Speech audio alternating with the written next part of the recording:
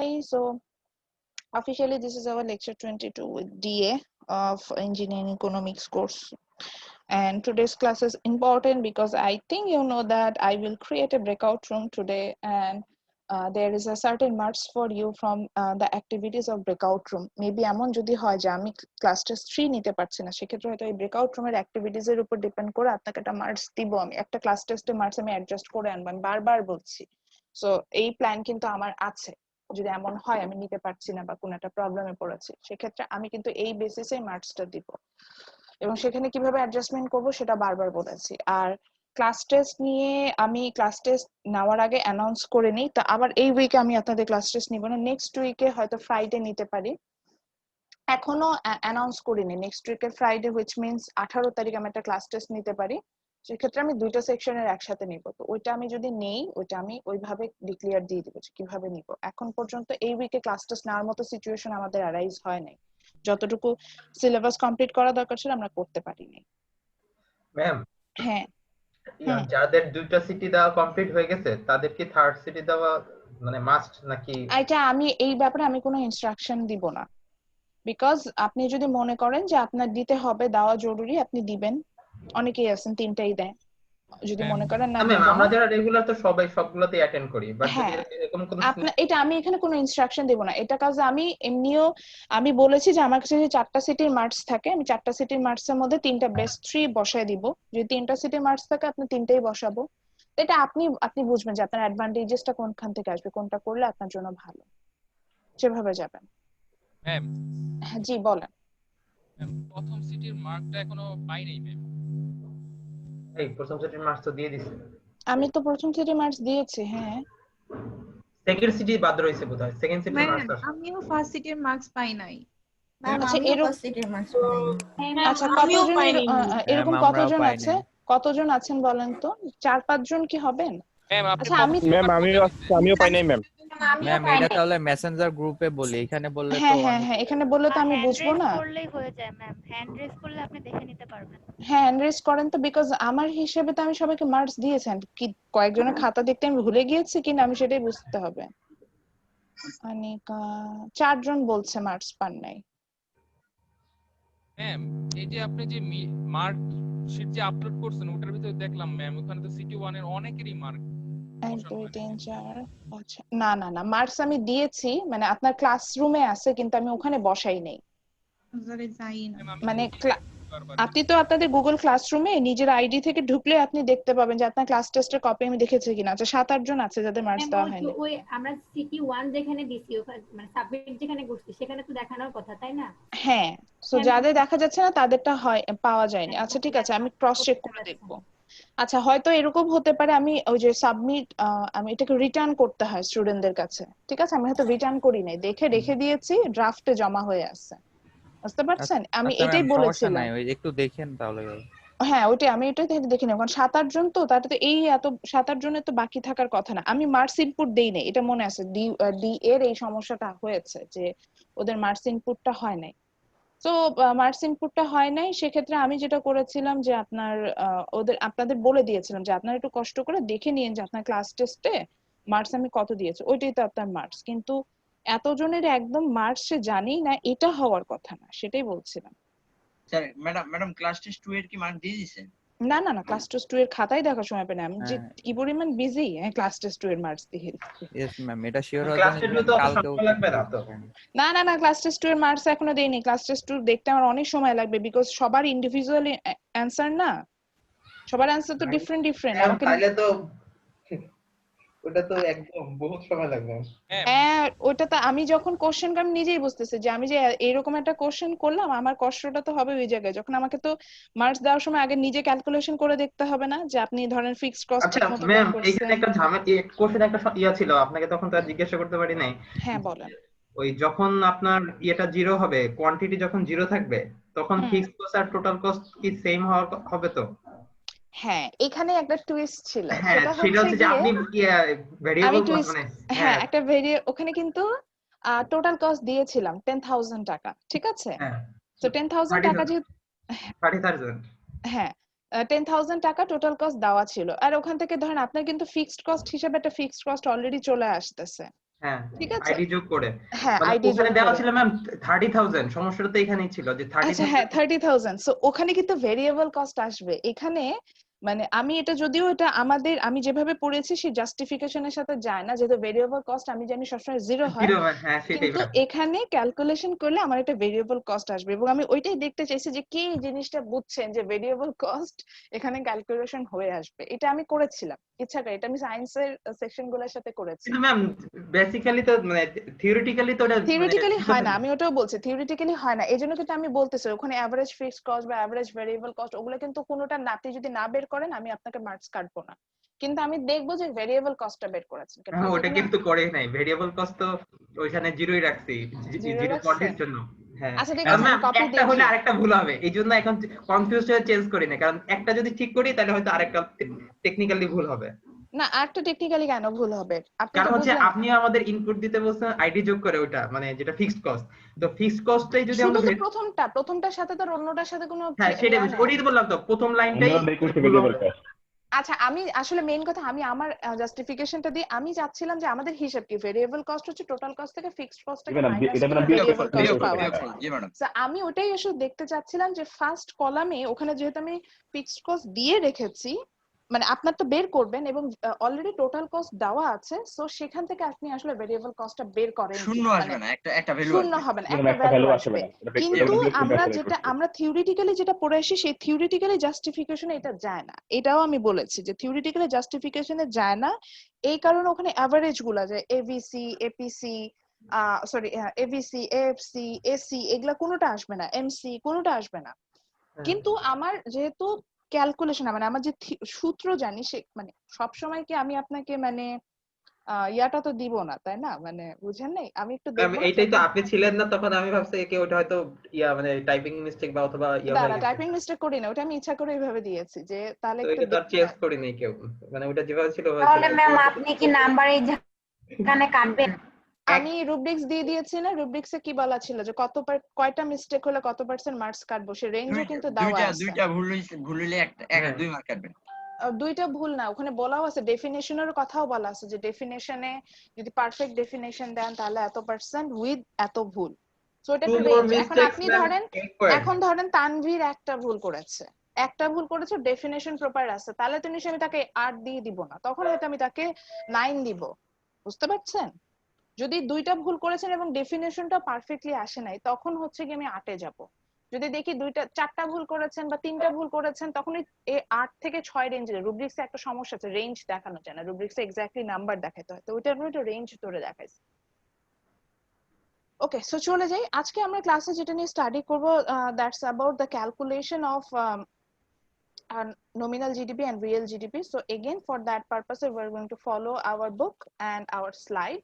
So আমরা আজকে চলে যাব হচ্ছে গিয়ে এই এই এই পোরশনটাতে থাকবো আমরা, মনে হয় আমি যে বইটা ওপেন করেছি সবাই দেখতে পাচ্ছেন। ম্যাডাম প্রথম প্রশ্নটা ডেফিনিশন কি ছিল? কোনটা ডেফিনিশন তো দ্বিতীয় প্রশ্নে ছিল ফ্রি রাইটারে। হ্যাঁ দ্বিতীয় প্রশ্ন করতেই বলছে, প্রথমটা তো যে জিরোর প্রবলেম ওইটাই বললাম।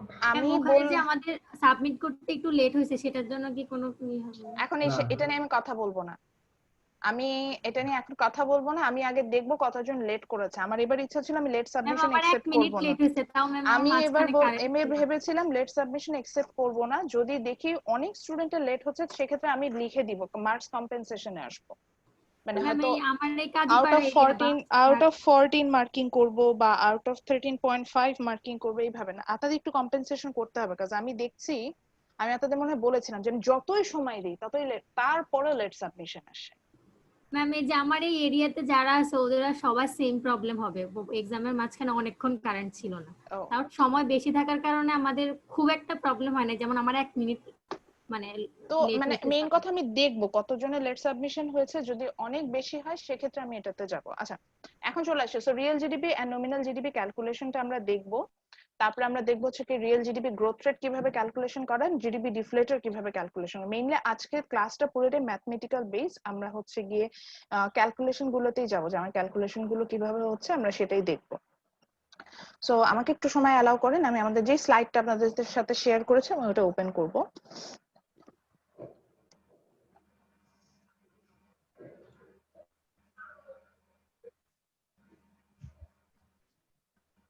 ম্যাডাম আজকে বলছিলেন ব্রেকআউট রুমে ডিসকাশন দিবেন। ব্রেকআউট রুমে আপনাদেরকে আমি দিব, পাঠাবো। আগে আমাকে শেখাইতে হবে না যে কিভাবে ম্যাথসটা হ্যাঁ, করবেন। হ্যাঁ, হ্যাঁ। না শিখালে আমি ব্রেকআউট রুমে পাঠাবো কোথা থেকে? ব্রেকআউট রুমে পাঠাই দিলে তো বসে দেখলে তো হলো না, আমাকে তো আগে শিখাই আসতে হবে। এই জন্যই বলেছি মেন্টালি প্রিপারেশন ম্যাম ওর রাখবেন, আজকে একলা পাঠায় দেন। ব্রেকআউট রুম আছে, ঠিক আছে? আচ্ছা, so আজকে আমরা চলে যাব হচ্ছে গিয়ে what are the indicators of GDP? Actually those are not the indicators, those are the classification of GDP. So আজকে টাইটেল দেন, it's important, আমি আবার বলছি আজকে ক্লাসটা ইম্পর্টেন্ট। সো আমরা দেখবো হচ্ছে কি there are two types of GDP, nominal GDP and real GDP. আমরা যখন GDP ক্যালকুলেশন করি তখন দুই ধরনের GDP পাই, একটা হচ্ছে nominal and real। মনে রাখবেন ইকোনমিক্সে যখনই nominal এই কথাটা আমরা কোথাও ইউজ করব, which means নমিনাল কথাটা ইউজ করা মানেই হচ্ছে কি নমিনাল বললে আমরা বুঝি হচ্ছে কি নরমাল ভ্যালুতে বোঝাচ্ছে বা কারেন্ট ভ্যালুতে, এরকম যদি কিছু বোঝায়। ধরেন নমিনাল ইনকাম বলে আমরা বুঝি কি নরমাল মার্কেট প্রাইসে যে আমার যে ইনকাম সেটা। আবার রিয়েল ইনকাম বলেও বিষয় থাকে। সো নমিনাল কথাটা ইকোনমিক্সে আসা বলতেই আমরা বুঝবো যে কারেন্ট বা নরমাল ভাবে আমরা যে ক্যালকুলেশন গুলো করে থাকি বা যে আন্ডারস্ট্যান্ডিং থাকে, that's called nominal. And real means actually it will adjust it with the inflation or it will show you the real scenario, যে real scenario এই কারণে real জিনিসটা আসে। So first আসে what is nominal GDP? আমরা GDP কি জানতাম? GDP means হচ্ছে total value of goods and services produced within a country within a year. So when we're going to calculate the nominal GDP, it means it will calculate the overall value of goods and services with using the current market price, using the current market price. আবার বলছি, আমরা nominal GDP যখন calculation করব তখন হচ্ছে কি current market প্রাইসে আমার যে ভ্যালুটা আসছে আমি সেটা বের করার চেষ্টা করব, ঠিক আছে? কারেন্ট মার্কেট প্রাইসে আমার যে ভ্যালুটা আসবে আমি সেটা বের করব। সো এটা আমরা কিভাবে করব? তাহলে আবার আসি, nominal GDP means in these cases GDP will be calculated using the current market price. So there will be no adjustment, like আমরা ইনফ্লেশন এর কথা জানি, inflation means the changes in price level. So এখানে price লেভেলে কোনো changes আসবে না। বা আমি যদি আমরা আরো কিছু ইকোনমিক ইন্ডিকেটর আছে, আমি কোনো ইকোনমিক ইন্ডিকেটরের বিষয়ে আমরা এখানে যাব না। So just definition হিসেবে nominal GDP এর পাশে লিখে রাখেন যে in this cases GDP calculated on current market price. বইয়েও আমি ডেফিনেশন পাবো, অবশ্যই বইয়ে তো ডেফিনেশন থাকবে। কারেন্ট মার্কেট প্রাইসে যখন আপনি ক্যালকুলেশন করবেন তখন হচ্ছে কি আপনি nominal GDP টা পাবেন, এটাই বলতে যাচ্ছিলাম। ওকে, এরপর আমরা যেটা চলে যাব সেটা হচ্ছে গিয়ে how to calculate the nominal GDP. So to calculate the nominal GDP we use this formula. Suppose there is an economy and it produces only two products, one is rice and another one is wheat. So to calculate the একটাই economy আছে, সেই ইকোনমিতে দুইটা product আছে, দুইটা না একটা ইকোনমিতে কিন্তু thousands of product থাকে। আপনি আমাদের ইকোনমির কথাই চিন্তা করেন, আপনি আপনার চারপাশে তাকালেই প্রায় কোটি কোটি প্রোডাক্ট দেখতে পারবেন। সেই সব প্রোডাক্টের যদি আমি কারেন্ট মার্কেট প্রাইস দিয়ে মাল্টিপ্লাই করি এবং দেন সেগুলোকে অ্যাড আপ করে, তাহলে আমি আমার নমিনাল জিডিপি পাবো। আমি আমার সিম্পলিসিটির জন্য আমি দুটো গুডস নিয়েছি। So suppose there are two economy, সেই ইকোনমিতে দুটো প্রোডাক্ট ছিল রাইস এন্ড হুইট।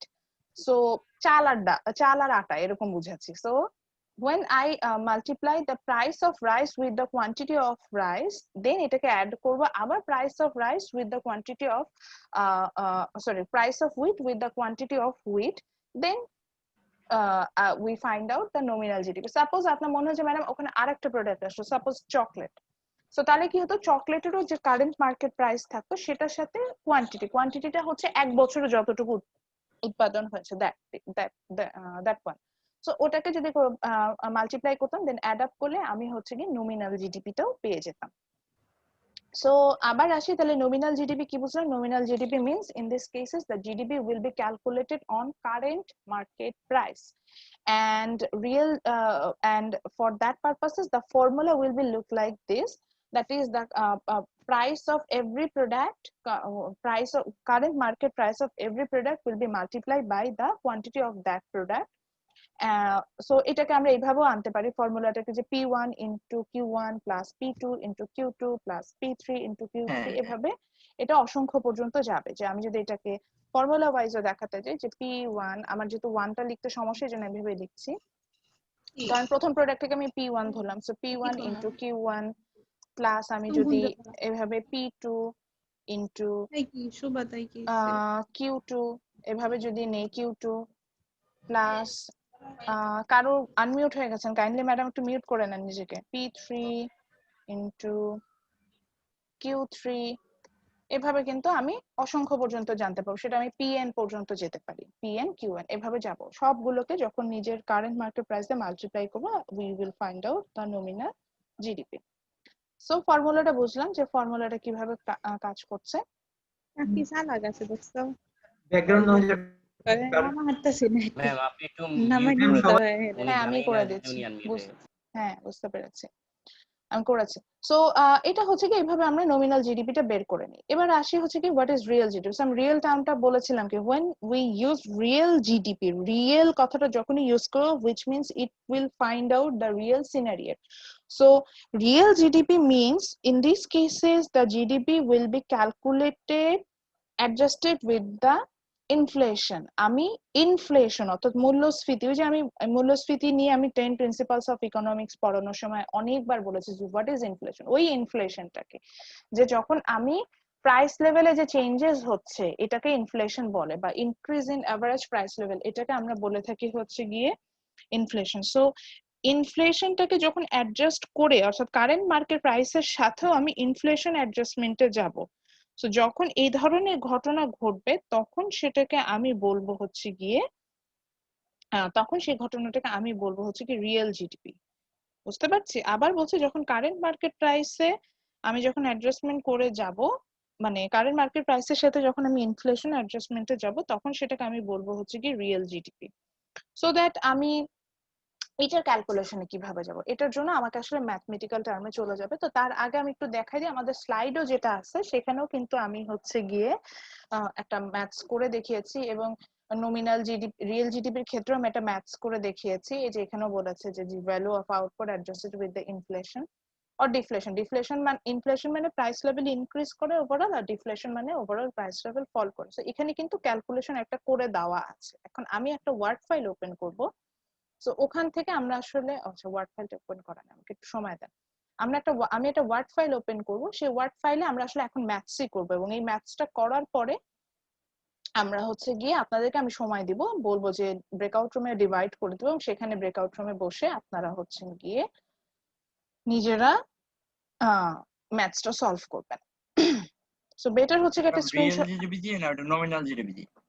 হ্যাঁ নমিনাল জিডিপি আর একটা হচ্ছে রিয়েল জিডিপি। জি জি স্যার। জিডিপি কিভাবে ক্যালকুলেট করবো সেটা তো দেখলাম না। হ্যাঁ আমি ওটাই দেখানোর জন্যই আসছি, মানে এই জন্য একটা ওয়ার্ড ফাইল ওপেন করছি।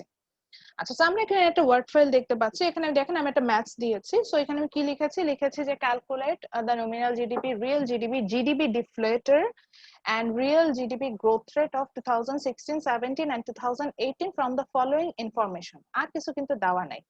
তো আমি ওখানে কিছু এডিট করা আছে বিকজ আমি সকালবেলা ওদের ক্লাস যখন নিয়েছি তখন এখানে এটা ইউজ করেছিলাম, সো ওখানে ওদের সাথে ম্যাথসে কিছু কথা বলেছি। So where we can see that there are 3 products। আগে বুঝে নিই যেখানে কি কি আছে, তারপরে আমরা আসলে এখানে ম্যাথসে যেতে পারবো। So we can see that there are 3 products, t-shirt, apple and tomato, and আমার quantity দেওয়া আছে, quantity for each year is given here, price for each year is given here, and for every product quantity and price actually already they given you. So from this information you have to find out 4 things। আবার বলছি 4টা জিনিস, nominal GDP, real GDP, GDP deflator and real GDP growth rate, and one more thing এখানে কিন্তু আমরা 2টা শিখে আসছি, এখন এই বাকি 2টো শিখিনি, এই দুটো আমি শিখাবো, ডোন্ট ওয়ারি। সো প্রথমে আসি nominal GDP. So nominal GDP ক্যালকুলেশনের জন্য আমি কি বলছিলাম, নমিনাল জিডিপি ক্যালকুলেশনের জন্য আমি বলেছিলাম যে just you have to multiply the current market price with the current quantity. So when I'm trying to find out the nominal GDP, that is in GDP of 2015, I think আপনারা দেখছেন আমি স্পটলাইটটা ওখানে নিয়েছি, আমি জাস্ট কি করেছি market প্রাইসটাকে quantity দিয়ে ডিভাইড করেছি। Say for example for 2015 there are 3 products. So the price of a t-shirt $3 is multiplied by the quantity of t-shirt, that is 30 units. Then the price of apple that is $2.5 is multiplied by the quantity of apple. Then the price of tomato 1.2 is multiplied by the quantity of tomato, that is 40 kg.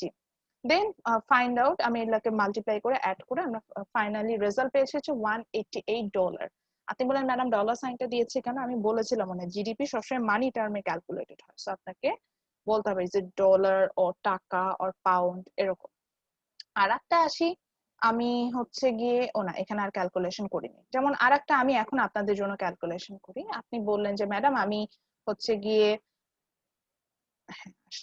Sorry, so আপনি বললেন যে madam আমি হচ্ছে গিয়ে 2017 এর ধরেন, আর একটু আমি ফ্রন্টটা বড় করে নিই, ফ্রন্টটা বড় করলে লিখতে সুবিধা।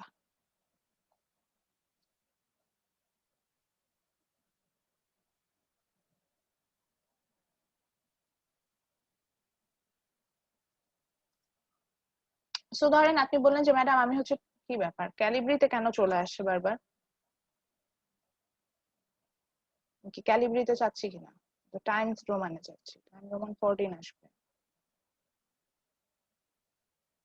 সো আমি ধরেন এখন আমাকে প্রশ্ন করেন যে ম্যাডাম আমি হচ্ছে 2016 এর সাপোজ নমিনাল জিডিপি বের করছি, আমি কি করছি এন জিডিপি অফ 2016, আচ্ছা সরি আমি এখন কেন জানি একসাথে সবগুলো কমান্ড নিচ্ছে না, এইভাবেই থাকি।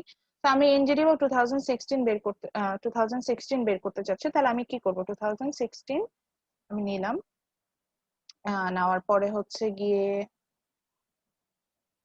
2016 নিলাম নিয়ে আমি হচ্ছে এখানে ক্যালকুলেশনে যাব। তো আমার হিসেবে কি হবে, আমার হিসেবে যেটা হবে যে কারেন্ট মার্কেট প্রাইসের সাথে কোয়ান্টিটিটাকে মাল্টিপ্লাই করে দিতে হবে।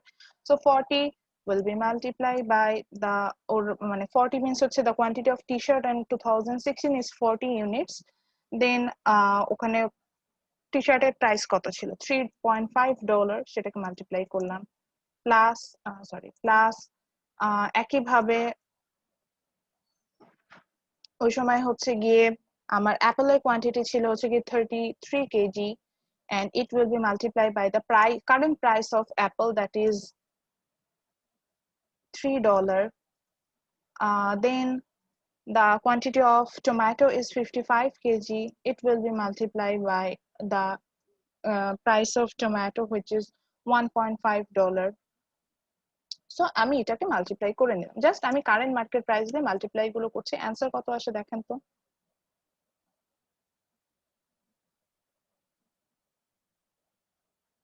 এটার অ্যান্সার কত আসে?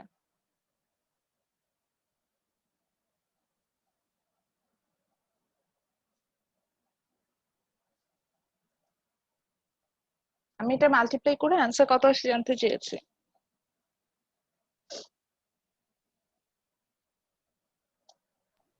ম্যাম Answer হচ্ছে 321.5 একজন বলেন, আবার বলেন। 321.5 $21.5, ঠিক আছে। সো 2016 এর নমিনাল জিডিপি হচ্ছে গিয়ে $321.5। ঠিক একইভাবে 2017 ও বের করতে পারবেন, 2018 ও বের করতে পারবেন। মানে কি করতে হবে, জাস্ট কারেন্ট মার্কেট প্রাইসকে আমি কোয়ান্টিটি দিয়ে মাল্টিপ্লাই করে দিলে এবং দেন যেগুলোকে আমি অ্যাড আপ করলেই আমি হচ্ছে গিয়ে আপনার nominal GDP পাবো। No, let's talk about real GDP. Real GDP means it's also a kind of GDP, but here we are going to adjust the inflation rate with the quantity. So inflation রেটটাকে যখন আমি adjustment করতে যাই আমাকে compare করতে হয়, হ্যাঁ আমাকে দেখতে হয় যে প্রাইস লেভেলটা আগের একটা বছরের সাথে কম্পেয়ার করে আমাকে দেখতে হয় যে প্রাইস লেভেলটা ওই তুলনায় কতটুকু বেড়েছে বা কমেছে, এইভাবে কিন্তু আমি ইনফ্লেশনটা বের করি। সো এখানে আমরা কি দেখতে পাচ্ছি, এখানে দেখতে পাচ্ছি 4টা বছর আছে, তাহলে আমি কার সাথে আসলে কম্পেয়ার করছি, when you have to find out the real GDP, first of all you need to know which one is the base year। আপনি বলেন বেজ ইয়ার আমি কোথায় পাবো, হ্যাঁ নরমালি যদি আমি মেনশন না করে দেই, আমি অনেক ক্ষেত্রে মেনশন করে দিই, যেমন এই ম্যাথস টাইম প্রথম যখন লিখেছিলাম তখন মেনশন করা ছিল 2016 is the base year। তো আমি যদি মেনশন না করে দেই, in that case is the oldest one, যেটা সবচেয়ে পুরাতন বছর থাকবে, that will be my base year। Suppose এখানে কোনো মেনশন করা নাই, সো দ্যাট আমি এই জন্য ইয়েলো হাইলাইট করে রেখেছি 2015 will be the base year, but if I mention that 2016 is the base year, তখন কিন্তু 16 কে ধরে আমরা কাজ করতাম। সো আমি যখন রিয়েল জিডিপি ক্যালকুলেশনে যাব, রিয়েল জিডিপি ক্যালকুলেশনে যাওয়ার জন্য আমার ফর্মুলাটা হবে এরকম যে রিয়েল জিডিপি যখন আমি ক্যালকুলেশনে যাব তখন আমি এভাবে করব যে প্রাইস যেটাকে আমি নিচ্ছিলাম প্রাইসটা আমি নিব হচ্ছে গিয়ে ফ্রম দা বেজ ইয়ার, বুঝতে পারছেন? প্রাইসটা আমি সবসময় বেজ ইয়ার থেকে নিব, প্রাইসটা আমি নিব হচ্ছে কি বেজ ইয়ার থেকে, মানে পি বেস কিউ1 কারেন্টটা বেজ ইয়ার থেকে নিব, কিন্তু কোয়ান্টিটি যেটা হবে সেটা হবে গিয়ে কারেন্ট ইয়ার থেকে। বুঝাতে পারছি? কোয়ান্টিটিটা আমি কারেন্ট ইয়ার থেকে পাবো। আমি একটু, আমার যেহেতু স্পেস নেই, এটা একটু চলে গেল, সরি। সো কোয়ান্টিটি আমি কারেন্ট ইয়ার থেকে নেব। সো এইভাবে রিয়েল জিডিপির জন্য যদি আমি অনেকগুলো ইয়া পাই, এটা এন্টার দিলাম। সো রিয়েল জিডিপি যখন আমি ক্যালকুলেশনে যাব, আমার কি হবে, প্রাইসটা আমি বেজ ইয়ার থেকে নিব, বাট কোয়ান্টিটিটাকে আমি হচ্ছে কি কারেন্ট ইয়ার থেকে নিব, কারেন্ট ইয়ার থেকে কোয়ান্টিটি নিব, এবং হচ্ছে গিয়ে এইভাবে যতগুলো প্রোডাক্ট আছে সবগুলোর জন্য বেজ ইয়ারের প্রাইস নেব, কিন্তু কারেন্ট ইয়ারের কোয়ান্টিটি নেব। এভাবে মাল্টিপ্লাই করে হচ্ছে গিয়ে আমি রিয়েল জিডিপি বের করব। এখন তাহলে প্রথমে আমাকে বেজ ইয়ার বের করে নিতে হবে। আবারও বলছি, বেজ ইয়ারটা আমি বের করব হচ্ছে গিয়ে যেই বছরটা সবচেয়ে ওল্ডেস্ট, সবচেয়ে পুরাতন, সবচেয়ে মানে আগে আসছে, সেই বছরটাকে আমি বেজ ইয়ার দেবো। If I don't mention the base year, আমি অনেক ক্ষেত্রে বেজ ইয়ার মেনশন করে দিতে পারি, মেনশন করলে তার কিছু করার নাই। যদি মেনশন না করা থাকে তাহলে পুরাতনটাকে আমরা বেজ ইয়ার হিসেবে ধরবো। ওকে, ফাইন। দেন বেজ ইয়ারের প্রাইসটাকে দরকার হলে নিজে একটু যখন বাসায় অ্যাসাইনমেন্ট করবেন বা ক্যালকুলেশন করবেন, বেজ ইয়ারের প্রাইসটা তখন হাইলাইটই করে নেন। ওই প্রাইসটাকে আমি কনস্ট্যান্ট ধরবো, মানে ওটার সাথে আমি কম্পেয়ার করছি যে আমার এই বছরে কি হচ্ছে, এইটাই। সো বেজ ইয়ারের প্রাইসটাকে আমি কম্পেয়ার করে নেব, বেজ ইয়ারের কনস্ট্যান্ট ধরে নেব, ওটার সাথে কম্পেয়ার করছি। বেজ ইয়ারের প্রাইসটাকে আমি কনস্ট্যান্ট ধরে নিয়েছি, এরপরে আমি রিয়েল জিডিপি বের করতে হবে। সো ফর এক্সাম্পল, আমি এখানে অলরেডি 2017 এর রিয়েল জিডিপি বের করছি, আমি এখানে স্পটলাইট নিচ্ছি। তাহলে সিস্টেমটা কি হবে, আমি প্রাইস নিব হচ্ছে কি 2015 এর, বাট কোয়ান্টিটি নিব হচ্ছে গিয়ে 2017 এর। Is it? আচ্ছা, সো দেখি তো সেটা করেছি কিনা। তাহলে দেখেন, in 2017 the quantity of tomato is 55 KG, আমি এখানে 55 কেজি নিয়েছি, but the price of tomato in 2017 কিন্তু $4, কিন্তু 2015 এ এটা $3, এখানে কিন্তু আমি $3 লেখা।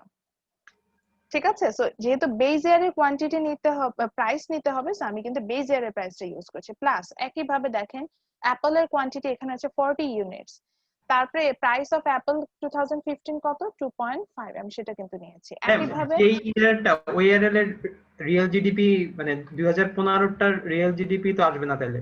হ্যাঁ, আমি আসতাম, আমি আগে একটু শিখিয়ে নিই, ওই আমি এটা লিখেও রেখেছি, তারপরেও আমি এটা আসতাম। একটু আমাকে একটু সময় দেন, আমি একটু পুরো জিনিসটা আলোচনা করে নিই, তারপরে সবই পেয়ে যাবেন। আচ্ছা, তো তারপরে আসি, ঠিক একইভাবে যখন আমি 2017 মানে আমি তারপরে হচ্ছে কি, যখন টমেটো আসি, টমেটোর কেজি ছিল 70 কেজি, এটার সাথে বেজ ইয়ারের প্রাইস ছিল হচ্ছে 1.2, আমি এটাকে মাল্টিপ্লাই করলাম এবং দেন যে অ্যাড্রেস করে আমি এটাকে পেলাম হচ্ছে কি রিয়েল জিডিপি অফ, মানে রিয়েল সিনারি একটা অফ 2017 ইজ 268.5। এবং আপনি যখন অ্যাড্রেস মানে যখন বের করবেন না রিয়েল আর নমিনাল, তখনই আপনি দেখতে পাবেন যে রিয়েল আর নমিনালের মধ্যে একটা ডিফারেন্স আসবে, এবং ওই যে রিয়েলটাতে যে সিনারিটা আসবে ওটাই আসলে আপনার অবস্থা, যে আপনি আসলে কিরকম অবস্থানে আছেন।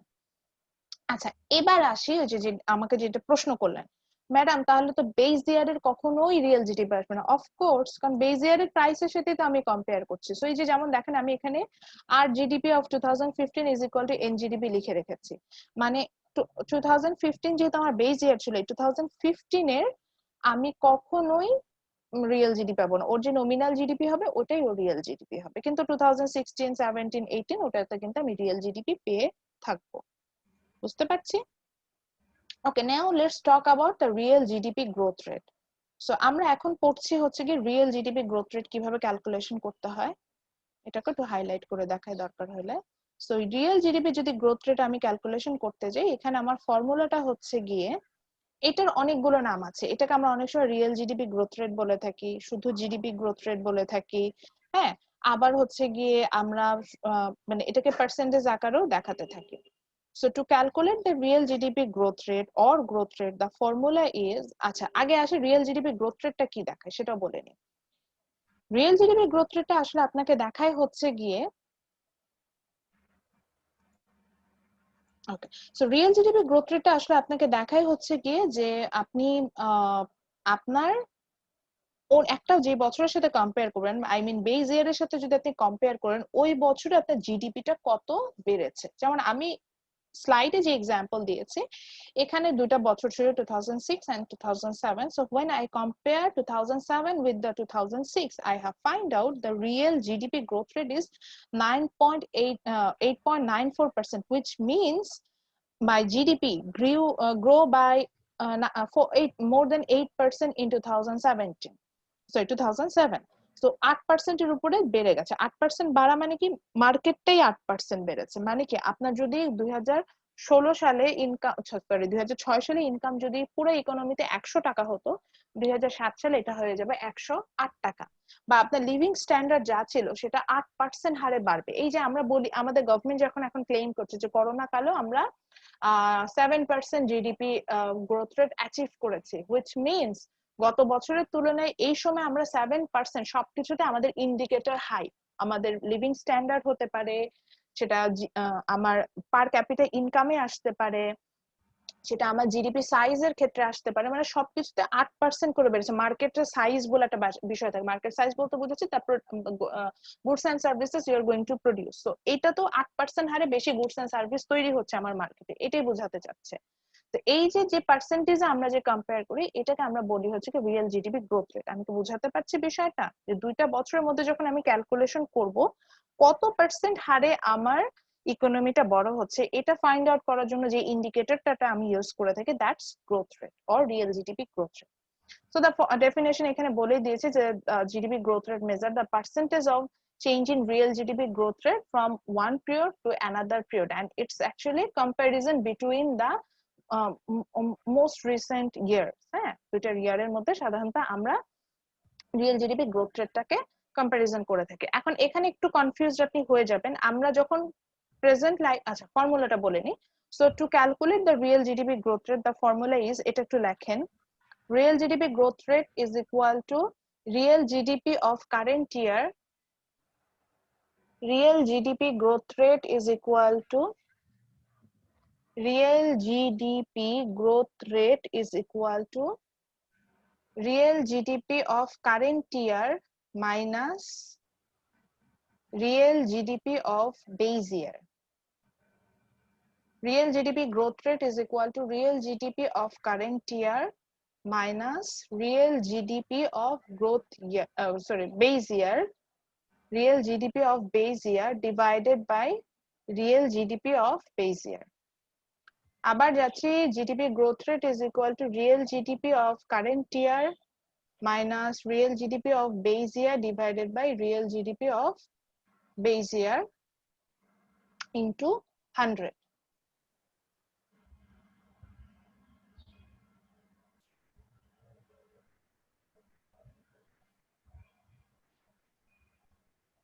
Real GDP of base year into 100. আচ্ছা, সো এখানে যেটা হচ্ছে বিষয়টা সেটা হচ্ছে যে এখানে যে বিষয়টা হচ্ছে সেটা হচ্ছে যে আমি এখানে কি বলছি যে আমি যে কোনো বছরে রিয়েল জিডিপিটাকে যদি বেস ইয়ার থেকে মাইনাস করি divided by base year divided by the base year into 100, এটা করলে আমি রিয়েল জিডিপি গ্রোথ রেটটা পাবো।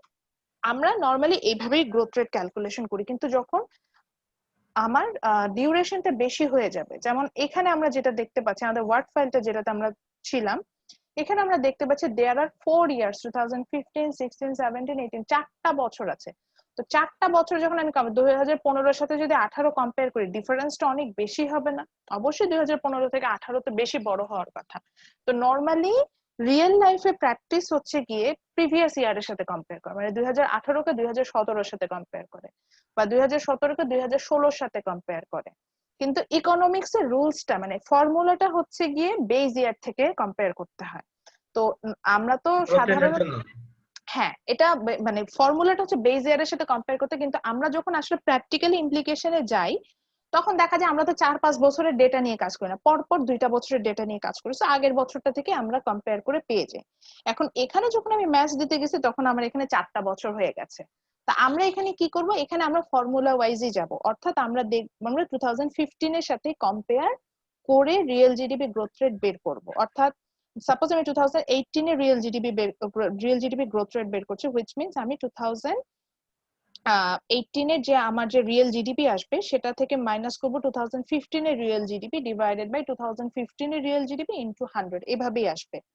কিন্তু ধরেন আমি ধরে নিলাম আপনারা বাংলাদেশ ব্যুরো অফ স্ট্যাটিস্টিক্স এর জব পেয়ে গেলেন, ওকে, এখন ওখানে বাংলাদেশের রিয়েল জিডিপি গ্রোথ রেট বের করছেন। তখন কিন্তু এই ফর্মুলা আপনি ইউজ করতে পারবেন না, তখন আপনি পরপর দুটো বছরের মধ্যে কম্পেয়ার করেন। তখন আপনি ঠিকই 2000 যেমন 2020 আপনি গ্রোথ রেট বের করবেন, তখন কিন্তু 2019 এর সাথে কম্পেয়ার করে আপনি মানে তখন 2020 গ্রোথ রেট রিয়েল জিডিপি থেকে আপনি 2019 এর রিয়েল জিডিপিটা মাইনাস করবেন ডিভাইডেড বাই 2019 এর রিয়েল জিডিপি ইনটু 100, এভাবে যাব। আমি কি ক্লিয়ার করতে পেরেছি? হ্যাঁ, ইমিডিয়েট দুটো বছরের মধ্যে কম্পেয়ার করে করব, কিন্তু আমার ফর্মুলাটা বলে হচ্ছে বেজ ইয়ারের সাথে, তো আপনার বইয়েও এইভাবে ফর্মুলাটা দেওয়া আছে, এই জন্য আমি এখানে বেজ ইয়ার ধরে করে দেখাচ্ছি। তো এখানে ডিফারেন্সটা খুব বেশি হবে, দেখা যাবে যে 2015 এর সাথে 16 এ হয়তো সাপোজ আমি ধরে নিচ্ছি 10% রিয়েল জিডিপি গ্রোথ রেট আসবে, 17 এ যায় দেখবেন এটা 30% হয়ে যাচ্ছে, 18 এ যায় দেখবেন এটা 50% হয়ে যাচ্ছে। তো এরকমই তো হবে, কারণ আমি তো 4 বছরের ডিফারেন্সে চলে যাচ্ছি, তাহলে ইকোনমিটা অত বড় হবে না, হতে থাকবে। কিন্তু প্র্যাকটিক্যালি যখন আমরা যাব দেখবো যে গ্রোথ রেটটা হয় সাধারণত 5% বা 10% এরকম আকারে আসে, এর বেশি কখনো হয় না। সো আপনি ওইভাবে চলে যাবেন। সো আমরা যখন প্র্যাকটিক্যাল ইমপ্লিকেশনে যাব তখন হচ্ছে গিয়ে আমরা শুধু তখন পরপর দুটো বছরের মধ্যে করব, কিন্তু যখন রিয়েল লাইফ মানে আমি যখন এখন ক্যালকুলেশন করব তখন আমি বেজ ইয়ার ধরেই করব। তো ঠিক একই ম্যাডাম, যখন তাইলে রিয়েল জিডিপি গ্রোথ রেটটা আমরা 2018টা নির্ণয় করব, তখন কারেন্ট 2018 আর জিডিপি ধরবো, কিন্তু বেসটা ধরবো 2015টা। হ্যাঁ হ্যাঁ, আর যদি ধরেন আপনি এখন জবের জন্য বের করছেন বা এখন একদম প্রেজেন্টে বের করতে যাচ্ছেন, তখন হচ্ছে কি আপনি ওইভাবে যাবেন। যেমন আমি একটা গ্রোথ রেট বের করে দেখাই। সো আমি ধরেন সাপোজ 2017 এর গ্রোথ রেট বের করতে যাচ্ছি। হ্যাঁ, রিয়েল জিডিপি গ্রোথ। সো আমি 2017 এর রিয়েল জিডিপি গ্রোথ রেটটা বের করতে যাচ্ছি। তো আমার ফর্মুলা ওয়াইজ কি আসবে? আমার ফর্মুলা ওয়াইজ আসবে হচ্ছে গিয়ে 2017 এ যে রিয়েল জিডিপি ছিল হুইচ ইজ কি জানি ছিল $268.5 মাইনাস 2015 এর রিয়েল জিডিপি তে নমিনাল জিডিপি সমান 188 ডিভাইড এই পুরো টার্মটা হচ্ছে গিয়ে ডিভাইড হবে হচ্ছে কি এই পুরো টার্মটা ডিভাইডেড হবে হচ্ছে কি $188 দিয়ে। দেন আমি এটাকে একটা ব্র্যাকেটের মধ্যে নেই। ম্যাম তাইলে ওই নমিনালটাই রিয়েল ধরবো প্রথমটা। হ্যাঁ হ্যাঁ, বেজ ইয়ারের জন্য তো রিয়েল আসবে না, কারণ আপনি কম্পেয়ার করবেন কি? একই।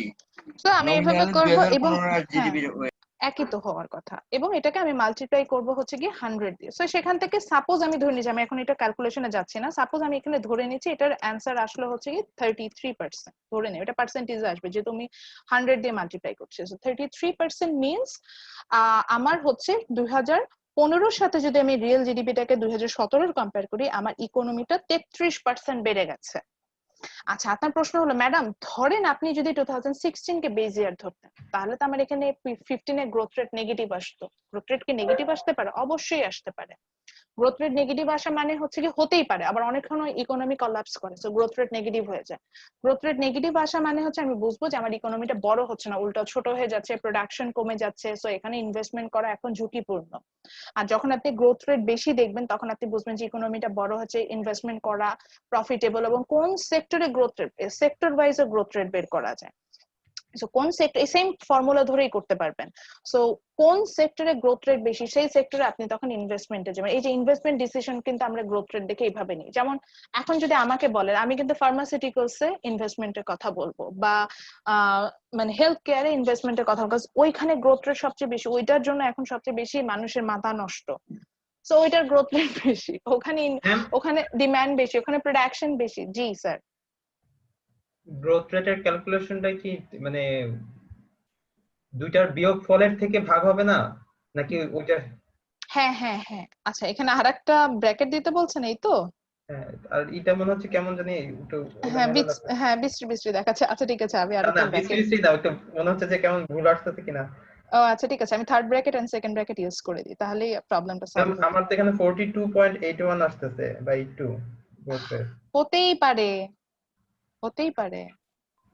আচ্ছা ম্যাম, আমি এটা জাস্ট সাপোজ ধরে নিয়েছি, আমি এটা কিন্তু জানি না কত আসছে বললেন। 42.82। আচ্ছা, আমি এটা জাস্ট বলেছিলাম যে ধরেন 33%। তো 2015 সালে, না আমি ক্যালকুলেশন করি নাই। সো 2015 সালে যদি আমি 17 কে কম্পেয়ার করি, ওর ইকোনমি 42%, এই আমার এই ইনফরমেশনে 42% বেড়ে গেছে। কিন্তু দেখেন এটা অস্বাভাবিক না, এরকম গ্রোথ রেট আমরা প্রেজেন্ট লাইফে Economic- পাবো না, কারণ প্রেজেন্ট লাইফে যখন আমি কম্পেয়ার করবো তখন কিন্তু 16 এর সাথে 15 কে কম্পেয়ার করবো, বা 16 এর সাথে 17 এর কম্পেয়ার করবো, এভাবে আসবে।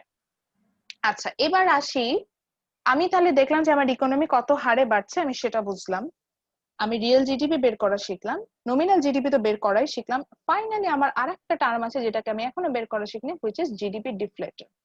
আগে আসি জিডিপি ডিফলেটরটা কি, এটা বুঝে নি। জিডিপি ডিফলেটরটা বলতে বোঝাচ্ছি হচ্ছে গিয়ে যে it's the comparison between the price level, মানে প্রাইস, সো নমিনাল জিডিপি আর রিয়েল জিডিপিটাকে এই যে আমি জিডিপি ডিফলেটরের উপর স্পটলাইট নিয়েছি, দরকার এটা আমি আবার হাইলাইট করে দিচ্ছি।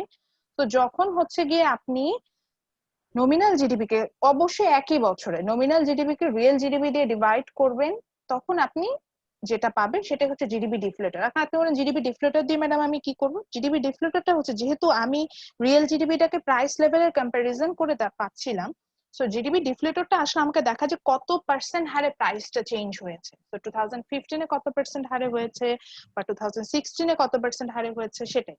সো এটা বোঝারও উপায় আছে। দেখেন আমাদের এখন কমন হিসাব, তাহলে 2015 এর জিডিপি ডিফলেটর কি 1 আসবে না? কারণ রিয়েল জিডিপি কারণ যে দুইটা এক, নমিনাল দুইটা এক। জিডিপি, হ্যাঁ। কিন্তু ধরেন আপনি 2016 এ যখন বের করলেন আপনি এটা পেলেন 3, which means ওই 2015 থেকে 2016 তে প্রাইস লেভেলে পরিবর্তনটা 3%। এবার বুঝছেন? ধরেন 2017 তে পেলেন হচ্ছে 8, মানে বেজ ইয়ার যেটা 2015, ওটার সাথে যদি প্রাইস লেভেলে পরিবর্তনটাকে আপনি কম্পেয়ার করতে যান, এটা হচ্ছে 8%। এইভাবে জিডিপি ডিফলেটরটা প্রাইস লেভেলটা কত পার্সেন্ট হারে বাড়ছে এটা মেজার করে। তাহলে দুইটার মধ্যে ডিফারেন্সটা বলছে, গ্রোথ রেট আর ডিফলেটরের ডিফারেন্সটা কি? গ্রোথ রেট হচ্ছে কি ইকোনমিটার কি সিচুয়েশন হচ্ছে, বড় হচ্ছে না ছোট হচ্ছে, কত পার্সেন্ট বড় হচ্ছে, কোন সেক্টরে বড় হচ্ছে, এগুলো বের করে। আর ডিফলেটরটা হচ্ছে কি বলে যে প্রাইস লেভেলে কত পার্সেন্ট পরিবর্তন হচ্ছে। বুঝছি স্যার ম্যাডাম না? প্রাইস লেভেলের। সো এটা আমাদের তো অবশ্যই, এটা তো অবশ্যই আমার প্রথম বছরের জন্য 1 আসবে, পরের বছরের গুলোর জন্য যত পার্সেন্ট হারে বাড়বে আমি তত পার্সেন্ট বলবো যে প্রাইস লেভেলে পরিবর্তন হয়েছে। হ্যাঁ বলেন, প্রশ্ন জিডিপি বলেন। ডিফলেক্টরটা ম্যাম সম্পূর্ণ ম্যাম শুধু প্রাইসের উপর ডিপেন্ড হ্যাঁ করে। প্রাইসের উপর ডিপেন্ড করে, এই তো বুঝেছেন, একদম এক্সাক্ট পয়েন্টটা বলেছে যে একদম প্রাইসের উপর ডিপেন্ড করবে। আর আমি যখন গ্রোথ রেটটা যাব, গ্রোথ রেটটা হচ্ছে ওভারঅল ইকোনমিটা বড় হলো না ছোট হলো, ইকোনমিটা কোন দিকে যাচ্ছে ইন্ডিকেটস করে। যে এই যে এখানে যেমন পজিটিভ 42%, মানে আমার ইকোনমি কিন্তু খুব বুমে আছে, একদম পিক দিকে যাচ্ছে, অনেক বড় হচ্ছে ইকোনমিটা, সো এখানে ইনভেস্টমেন্ট করা কিন্তু আমার উচিত। এবং ধরেন আমি যে বলছিলাম একটু আগে হেলথ কেয়ার সেক্টরে আমি এখন ইনভেস্টমেন্ট করতে যাবো, তো হেলথ কেয়ার সেক্টরের গ্রোথ রেট কিভাবে বের করবো? জিডিপি যখন ক্যালকুলেশন করে স্পেসিফিক সেক্টরের জিডিপি বের করা যায়, মানে এক বছরে কতটুকু আউটপুট হয়েছে। সো হেলথ কেয়ারে গত বছরে যা রিয়েল জিডিপি ছিল, এই বছরের যে রিয়েল জিডিপি, দুটোর মধ্যে কম্পেয়ার করব, মানে মাইনাস করব, মাইনাস করে আবার গত বছরের রিয়েল জিডিপি দিয়ে ডিভাইডেড করে 100 দিয়ে মাল্টিপ্লাই করলে হেলথ সেক্টরের পার্সেন্টেজটা বের হয়ে আসবে। সো আমি যদি দেখি হেলথ সেক্টরে এই পার্সেন্টেজ হচ্ছে 50%, কিন্তু আমি দেখলাম যে আরএমজি তে এটা মাত্র 2%, তাহলে কি আমি 50% এ যাব না 2% এ ইনভেস্টমেন্ট করব? অবভিয়াসলি 50% যেখানে বাড়ছে সেখানে। যেমন দেখবেন যে এখন আইসিটি সেক্টরে প্রচুর ইনভেস্টমেন্ট হচ্ছে, ওয়াই? বিকজ আইসিটি সেক্টরের ডেভেলপমেন্টটা অনেক বেশি, ওইটার বলবে, দেখবেন যে এই কথাটাই ফাইন্যান্স মিনিস্টার বলে বা আইসিটি মিনিস্টার বলে বা আমাদের এক্সপার্টরা বলে যে আইসিটি সেক্টরটা র্যাপিড গ্রোয়িং সেক্টর, ওটার গ্রোথ রেট অনেক বেশি, ডেভেলপমেন্ট অনেক বেশি, এই গ্রোথ রেট বেশি, এটা বলতেই বোঝাচ্ছে যে এটা এক্সপ্যান্ড হচ্ছে বেশি, আমি ওখানে যাবো ইনভেস্টমেন্ট। আচ্ছা, এনি মোর কোশ্চেন? কারণ আমি এখন ব্রেকআউট রুম ক্রিয়েট করছি। সো সবাইকে একটু রিকোয়েস্ট করবো, এখন হচ্ছে গিয়ে যে ছবিটা আছে এই ছবিটা একটু স্ক্রিনশট নিয়ে নেন, কারণ এই ম্যাথসটাই আপনারা এখন সলভ করবেন। তো আমি হচ্ছে গিয়ে 5 জন করে পার্টিসিপেন্ট চাচ্ছি, সো দ্যাট আমি একটা গ্রুপে হচ্ছে আমি 7টা ব্রেকআউট রুম ক্রিয়েট করব। ব্রেকআউট রুম গুলোর কাজ কি হবে আগে আমি এটা একটু ক্লিয়ারলি বলে দিই। ব্রেকআউট রুমের কাজ হবে গিয়ে হচ্ছে গিয়ে যে এখানে যেই ইয়াটা আছে, ম্যাথসটা আছে, এটা সলভ করবেন এবং আপনাকে যেটা ফাইন্ড আউট করতে হবে প্রত্যেক বছরের জন্যই অবশ্যই 16, 17, 18 এর জন্য real GDP, nominal GDP, GDP deflator and GDP growth rate বের করবেন। হ্যাঁ বেজ, এবং বেজ আমি 2015 এ ধরে নিব, 2015 কে কম্পেয়ার করে আমি সবগুলো বের করব। আমি যে বলছিলাম যে রিয়েল জিডিপি নরমালি আমি যখন প্রেজেন্ট লাইফে ইমপ্লিকেশনে যাব ওইভাবে করি না, ওগুলাতে আমরা আপাতত যাব না, কমপ্লিকেশনে যাব না। 2015 এর জন্য কি করব? 2015 শুধুমাত্র নমিনাল জিডিপিটা আসবে, যেটা কিনা আমার রিয়েল জিডিপির ইকুয়াল হবে। 2015 জন্য না আমি গ্রোথ রেট বের করতে পারবো, যেহেতু আমার কম্পেয়ার করার কিছু নাই। জিডিপি ডিফলেটরও তো 1 আসবে, সো ওটাও বের করা দরকার নাই, বুঝতে পারছি? 2015 শুধুমাত্র নমিনাল জিডিপিটা ক্যালকুলেশন আমি করে নিব। ওকে ম্যাম আমি র্যান্ডম বেসিসে হচ্ছে গিয়ে ব্রেকআউট রুম, হ্যাঁ বলতে থাকেন। অনেকক্ষণ লাগবে, একটু বেশিক্ষণের এই যে টাইম। দেখেন গ্রোথ হ্যাঁ, রেট এখানে দেয়া আছে কি যে গ্রোথ রেট দেয়া আছে কি গ্রোথ রেট ইকুয়াল আমরা দেখতে পাচ্ছি যে আর জিডিপি মাইনাস হলো গিয়ে। আমি শুনতে পাচ্ছি না স্যার, আপনি মিউট হয়ে গেছেন কোনো কারণে। হ্যালো ম্যাম, আমার কথা বোঝা যাচ্ছে? হ্যাঁ এখন শুনতে পাচ্ছি, বলেন। বললাম যে গ্রোথ রেটটা যখন আমরা বের করব তখন দেখতে পাচ্ছি যে আমরা এটা মেইনলি যে ইয়েটা সূত্রটা সেটা হলো কি যে নরমাল, হ্যাঁ বলে এটাকে আরজিডিপি, যেটা আরজিডিপি মাইনাস এনজিডিপি ডিভাইডেড বাই এনজিডিপি। তো এখন আমরা কিন্তু এখানে বের করছি আরজিডিপি বের করছি। আচ্ছা এই ফর্মুলাটা কোথায় দেখছেন? বইয়ে দেখছেন? বইয়ে দেখছেন তো? আপনার এখানে আমার স্লাইডে এটা দিয়েছি। হ্যাঁ তাহলে আমি ভুল লিখেছি, ওটা হবে না, ওটা ভুল। আচ্ছা এটা রিজনটা আছে, আমি তো বলিনি বেজ ইয়ারের রিয়েল জিডিপি বলছি না, আমিও ভুলও লিখি নাই, মানে ওই জন্য ওটা আপনার সুবিধার জন্য লিখে রেখেছিলাম। বেজ ইয়ারের রিয়েল জিডিপি বলছি না, তো বেজ ইয়ারের রিয়েল জিডিপি তো নমিনাল জিডিপির সমান না। ওই কারণে আমি যখন স্লাইডটা প্রিপেয়ার করেছিলাম ওখানে নমিনাল জিডিপি লিখে রেখেছিলাম, যাতে আপনার বুঝতে সুবিধা হয় যে ওর তো বেজ ইয়ারে তো রিয়েল জিডিপি নাই, তাহলে আমি আসলে রিয়েল জিডিপিটা কোথায় পাবো। সো ওইটা আসলে নমিনাল জিডিপির সমান, ওটা আর চেঞ্জ করি। আচ্ছা ম্যাম, গ্রোথ রেট যখন আমরা বের করব তখন কি এক ইয়ারের মানে যদি আমরা 15 এরটা বের করি বা 16 এরটা বের করি সেটার সাথে কি ওটার সাথে মাইনাস হবে? 18 এরটা বের করি ওটার সাথে মাইনাস হবে নাকি? আমি কিন্তু এটা নিয়ে অ্যানসার করে ফেলেছি। আমি বলেছি যখন আপনি প্রেজেন্ট লাইফে কাজ করতে যাবেন তখন আমি এত টাইম ডিউরেশনের ডিসটেন্স নিয়ে কাজ করব না, তখন আমরা কারেন্ট দুটো ইয়ার নিয়ে কাজ করি। কিন্তু যেহেতু এখানে আমরা ম্যাথমেটিক্যালি বুঝতে হবে, ম্যাথমেটিক্যালি এটার ফর্মুলাটা এরকম যে বেজ ইয়ার থেকে বেজ ইয়ারটাকে মাইনাস করতে হয়, ডিভাইডেড বেজ ইয়ার দিয়ে করতে হয়। তো এখানে যেহেতু আমার 4টা বছর চলে আসে 2015 থেকে বেজ ইয়ার ধরে কাজ করব। কিন্তু ধরেন আপনি যখন স্ট্যাটিস্টিক্যালি ডেটা নিয়ে কাজ করবেন, ধরেন এখন প্রেজেন্ট লাইফে ইমপ্লিকেশনে কাজ করছেন, তখন যখন আপনি 2018 এর গ্রোথ রেট বের করতে যাবেন তখন আপনি বেজ ইয়ারের রিয়েল জিডিপি ইউজ করবেন না, আপনি এর আগের বছরের যে রিয়েল জিডিপি দ্যাট ইজ 2017 থেকে 2018 এ কতটুকু ইকোনমি বড় হয়েছে গ্রোথ রেটটা ওখান থেকে বের করে নিয়ে আসবেন। ফর্মুলাটা এরকম হয়েছে real GDP of 2018 minus real GDP of 2017 divided by 2017 into 100। আচ্ছা এবার আসি, যখন আমি ম্যাথসটা সলভ করব সবাই ম্যাথসটা কপি করবেন, কারণ আপনি জানেন না যে আপনার গ্রুপ থেকে আমি কাকে বলবো যে এই ছবিটা আপলোড করবে, এবং আজকে ছবিটা আপলোড করবেন হচ্ছে গুগল ক্লাসরুমে, সো দ্যাট আমার এখানে একটা ডকুমেন্টেশন থাকবে। ডিবি এই কাজ অলরেডি করে ফেলেছে, আজকে ডি এর হবে, তো গুগল ক্লাসরুমে আপলোড করতে হবে। সো সবাই যাতে ম্যাথসটা কমপ্লিট করেন, এবং আপনার অ্যাক্টিভিটিস আমি আবারও বলেছি এখান থেকে আপনারাও এটা জানেন যে আমি এখান থেকে দেখতে পাই কে জয়েন করলো, কে করলো না, কে কথা বলছে, কে বলছে না। এক্সেলে করলে হবে না, ওই যে আগের দিন যেভাবে করেছিলাম যা এভাবে খুশি করতে পারেন, জাস্ট আমার কাছে সলিউশনটা আসলেই হলো। কিন্তু এখানে একটু বলে দিচ্ছিলাম যে আপনাকে এটা আপলোড করতে হবে। সো আপনি যদি এক্সেল শিটে পুরোটা নিয়ে আপলোড করতে পারেন দেয়ার ইজ নো প্রবলেম, যদি আপনার নাম আমি দিই। আচ্ছা এবার আসি, শুধুমাত্র যখন জিডিপি গ্রোথ রেটটা লিখবেন আর যখন ডিফ্লেটরটা লিখবেন তখন ফর্মুলাটা লিখবেন প্রত্যেকবারে, প্রত্যেক বছরের জন্য। কারণ যেহেতু রিয়েল জিডিপিটা গ্রোথ রেটে আমাদের একটু কোশ্চেন অ্যারাইজ হয়েছে বা আমরা একটু বুঝতে পারছি যে এখানে একটু ঝামেলা আছে, এই জন্য একটু বারবার ফর্মুলাটা লিখে নিবেন, তাহলে আপনারও ভুল হবে না, আমিও যখন চেক করবো ভুলটা আমি পাবো না। রিয়েল জিডিপি গ্রোথ রেট আর ডিফ্লেটরের জন্য বারবার ফর্মুলাটা লিখে নিব, ঠিক আছে? আর বাকিগুলোর জন্য ফর্মুলা লেখা দরকার নেই। মানে 2017 এ ধরেন গ্রোথ রেট বের করছেন, তখন আপনি একটু লিখে নেবেন যে 2017 real GDP minus 2015 real GDP, এইভাবে মানে ফর্মুলাটা লিখে নেব। একইভাবে ডিফ্লেটরের ক্ষেত্রে ফর্মুলাটা লিখব। ঠিক আছে, আমি ব্রেকআউট রুম ক্রিয়েট করছি। দেয়ার আর আমি আমার ব্রেকআউট রুমে হচ্ছে গিয়ে 7টা ব্রেকআউট রুম ক্রিয়েট হয়েছে। 15 মিনিটস টাইম পাবেন, এন্ড 30 সেকেন্ড যখন হবে তখন আপনাকে একটা কাউন্টডাউন দিবেন, তখন আপনি মেইন রুমে জয়েন করে আসবেন। ওকে, এইটার একটা স্ক্রিনশট নিয়ে নেন, আই হোপ নিয়েছেন, অথবা না নিলে দেখেন মেসেঞ্জার গ্রুপে আমি ছবিটা একবার আপলোড করেছিলাম সকালে, ওখান থেকেও দেখে নিতে পারবেন। ওকে, আমি ব্রেকআউট রুম ক্রিয়েট করে দিয়েছি, সবাই ব্রেকআউট রুমে জয়েন করেন।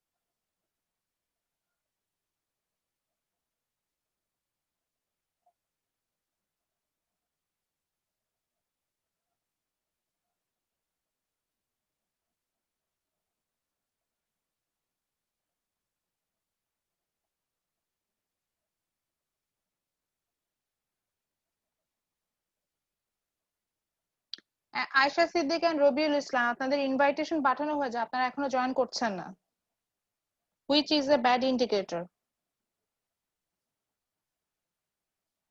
আই থিংক আপনারা আমাকে শুনতে পাচ্ছেন বিকজ আমি আনমিউট আছি। আয়েশা সিদ্দিক এন্ড মোহাম্মদ রবিউল ইসলাম, আপনারা এখনো ব্রেকআউট রুমে জয়েন করেননি।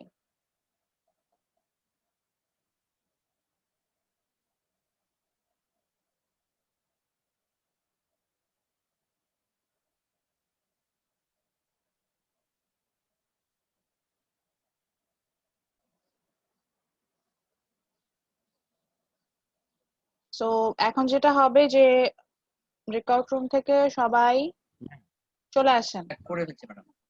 হ্যাঁ, বের করে দিচ্ছে। ঠিক। ওকে ম্যাম, এত কম টাইমে সব করে পারি নাই ম্যাম। আচ্ছা, আমি সময় দিব। এবার আসি, আমাকে একটু বলতে দেন। সো আমাদের কয়টা ব্রেকআউট রুম ছিল? আমাদের 7টা ব্রেকআউট রুম ছিল। সবাই তো সবার গ্রুপমেটদের চিনেন, মানে কারা আমি এখন আবারও বলবো। এরপরে যেটা হবে, প্রত্যেকটা ব্রেকআউট রুমে আমি এখন একজনকে একটা করে প্রশ্ন করব, সেটা নিয়ে একটু জানবো যে তাদের অ্যাক্টিভিটিস কেমন ছিল। যাকে বলবো শুধুমাত্র সে অ্যানসার করবে। তারপর একজনকে অ্যাসাইন করব, যার কাজ হবে এই ম্যাথসটা সলভ করে, যে ম্যাথসটা আমি দিয়েছিলাম এই ম্যাথসটা সলভ করবে আজ রাত 8টার মধ্যে আমাদের গুগল ক্লাসরুমে পোস্ট করতে হবে। এবং যখন পোস্ট করবে আপনি লিখবেন আপনি you are from breakout room 1। Suppose আমি ব্রেকআউট রুম 1 এর কথা বললাম, ব্রেকআউট রুম 1 মেম্বার স্যার দিয়ে আইডি গুলো দিবেন, দিয়ে যে সলিউশন সলভটা করেছেন সেটা এক্সেল ফাইলে করেন, খাতায় করেন, আর পিডিএফ এ করেন, সেটা ওখানে আপলোড করে দিবেন। বুঝতে পারছি এটা কোথায়? আমাদের ব্রেকআউট রুম কত ভুলে গেছি ma'am. Tanvir maybe breakout room 1 এ ছিল। তানভীর, মিজানুর, মাবিয়া, আয়েশা সিদ্দিকা, ভাই আপনি আমাদের সাথে and হচ্ছে পূর্ণিমা। এটা ব্রেকআউট রুম 1। হ্যাঁ, ব্রেকআউট রুম 1। আচ্ছা, প্রত্যেক ব্রেকআউট রুম থেকে একজন আপলোড দিবে, যাকে আপনি বলবেন। যে হ্যাঁ, যাকে আমি বলবো সে আপলোড দিবে। বাকিরা হচ্ছেন গিয়ে মাহিন, মুনতাসির কারোর গ্রুপে ছিল? আচ্ছা, সো যেটা কথা হচ্ছে কি, ব্রেকআউট রুম থেকে আমি যাকে বলবো সে আপলোড দিয়ে দিবে। আচ্ছা, ফার্স্টে আসে ব্রেকআউট রুম 1 এ। ব্রেকআউট রুম 1 আমি যাকে বলবো, পূর্ণিমা বলেন আপনার রুম থেকে আপনি কি কি শিখেছেন? ম্যাম, রুম থেকে শিখেছি যে ক্যালকুলেট করা, নরমাল জিডিপি কিভাবে ক্যালকুলেশন করতে পারবো সেটা, তারপর গ্রোথ ডিফ্যাক্টর যেটা আছে সেটা কিভাবে ক্যালকুলেশন করতে পারবো, আর হচ্ছে এভাবে মানে জিডিপি গ্রোথ রেট যেটা কিভাবে ক্যালকুলেশন করতে হয় সেই জিনিসটা আর কি শুনছিলাম। আচ্ছা, সো আজকে লাস্ট আমি মনে মিজানুরকে একবার একটা দায়িত্ব দিয়েছিলাম, তাই না? একবার মনে হয় বলেছিলাম কিছু আপলোড করতে বলেছিলাম। মিজান, হ্যালো। মিজান কথা বলছে না কেন? আচ্ছা, ঠিক আছে, তাহলে ব্রেকআউট রুম 1 থেকে হচ্ছে গিয়ে মিজানুর রহমান, আইডি 181002112। আপনি গুগল ক্লাসরুমে ছবিটা আপলোড করবেন আপনারা যে ম্যাথ সলভ করছেন, এবং এই ক্ষেত্রে অবশ্যই বাকি 5 জনের হেল্প। মিজান নাই, ক্লাসেই নাই। ও ম্যাম, ও ডিসকানেক্ট হয়ে গেছে তাহলে। আচ্ছা, ঠিক আছে, তাহলে হ্যাঁ, মিজান আবার জয়েন করেছে। সো মিজান যেটা করবে যে মিজান ক্লাস থেকে আপনি হচ্ছেন কি যেটা শিখেছেন এবং ম্যাথসটা অবভিয়াসলি সলভ করবেন, কিন্তু বাকি 5 জনের হেল্প নিতে হবে। আমি এটাকে এবার বলে দিচ্ছি, যে হেল্প করবে না, যাকে পাওয়া যাবে না, মিজানুর রহমান আপনি আপলোড করবেন, কিন্তু যদি আপনাকে কেউ হেল্প না করে আপনি সেটা লিখবেন। এবং আমি একটা আসি, এখানে কিন্তু এভারেজ মার্কিং হবে, মানে এই গ্রুপে যে 5 জন আছে 5 জনের সেম মার্কস পাবে। আচ্ছা ম্যাম, আমাদের 5 জন কে? তানভীর, মিজান, মাবিয়া, আয়েশা সিদ্দিকা এন্ড পূর্ণিমা। ম্যাম, বাকিরা ছিল না তো? আমরা মাত্র 4 জন দেখি। 4 জন ছিলাম। আমি ছিলাম ম্যাম। এই তো এখানেই ঝামেলা হয়ে গেছে। যদি এরকম হয় যে তার হেল্প পাচ্ছেন, কে কাকে পান নাই বলেন তো? জানি না ম্যাম, আমি 4 জনের আমার বাদে আর আপু ছিল না, আয়েশা আপু আমাদের ছিল না। ম্যাম, আমি করছি, পুরোটাই কমপ্লিট করছি। আচ্ছা, ঠিক আছে, এটা মিজানকে দায়িত্ব দেব না, তাহলে এটা দায়িত্ব হবে আয়েশা সিদ্দিকার। আয়েশা সিদ্দিকা এটা সলভ করে আপলোড করবে, বাট এই ক্ষেত্রে বাকি 4 জন ওনাকে হেল্প করবে, যেহেতু ওনার অ্যাক্টিভিটিস এখানে ডাউটফুল যে উনি আসলে কতটুকু কাজ করেছে। বোঝা যাচ্ছে? ম্যাম, আমি অলরেডি করে ফেলছি পুরো ম্যাপটা। আমি ওটা জানতে চাচ্ছি না, আপনি এটা আচ্ছা, ঠিক আছে, সমস্যা নেই। আপনার ব্রেকআউট রুমে বাকিদের সাথে কথা বলবেন, বাকিদের সাথে কথা বলে ম্যাথসটা একুরেটও তো হতে হবে, ভুল হলে তো হলো না। বাকিদের সাথে কথা বলবেন, কথা বলে যখন বাকিরা অ্যাপ্রুভ দিবে রাত 8টার মধ্যে এটা গুগল ক্লাসরুমে আপলোড হয়ে যাবে। ওকে?